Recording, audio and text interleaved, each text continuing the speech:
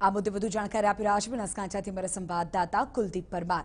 કુલદીપ, અનેક બસોનો ખડકલો અત્યારે bus stand પર કરી દેવાયો છે।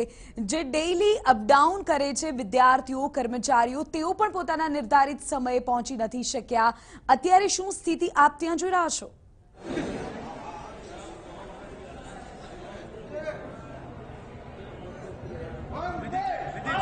બનાસકાંઠા જિલ્લાની વાત કરવામાં આવે તો અંતરિયાળ વિસ્તાર ભાગના લોકો એસટી નિગમના જે કર્મચારીઓ છે તેના પર જ નિર્ભર હોય છે।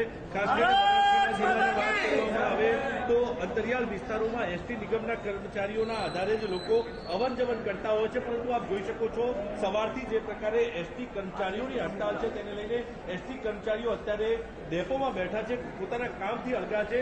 તેમનું કહેવું છે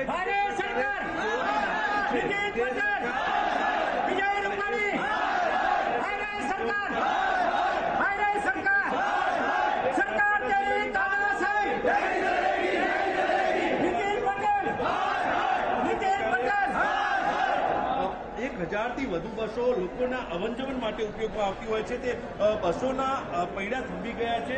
અત્યારે પણ આપ જોઈ શકો છો મુસાફરો એકઠા થયા છે, ખાસ કરીને જે કર્મચારીઓ છે તે પણ બેઠા છે। એટલે કે કહી શકાય કે બનાસકાંઠા જિલ્લામાં હડતાલની અસર સંપૂર્ણપણે જોઈ શકાય છે। આપણી સાથે અત્યારે જે કર્મચારીઓ છે તેમની સાથે વાત કરશું કે આખરે તેમની શું માંગણી છે, કયા પ્રકારની તેઓ માંગણી લઈને બેઠા છે। આપનું શું કહેવું છે? જે પ્રકારે આજે આપ હડતાલ પર છો, કયા મુદ્દાઓ છે, કઈ માંગણીઓ છે આપની? એસટી નગરના ગુજરાત સરકાર સામે અમારા છઠ્ઠા પગાર પંચને લઈને એમાં પણ વિસંગતાઓ ઊભી કરી છે।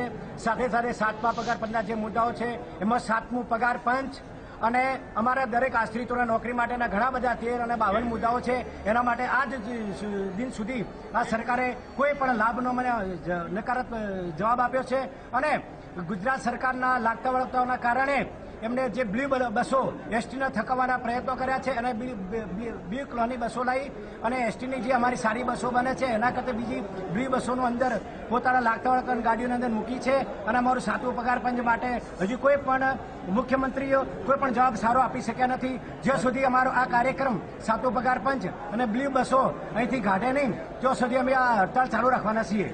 તો ખાસ કરીને કર્મચારીની જે પ્રકારે માંગણી છે તેમનું કહેવું છે કે સાતમો પગાર પંચનો તેમને લાભ મળવો જોઈએ।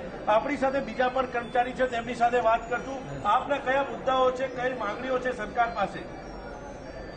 સીએમ સાહેબને નમ્ર વિનંતી છે કે એસટી જાહેર સેવાનું કામ કરે છે, જેથી નફો કે નુકસાન જોવામાં આવતું નથી।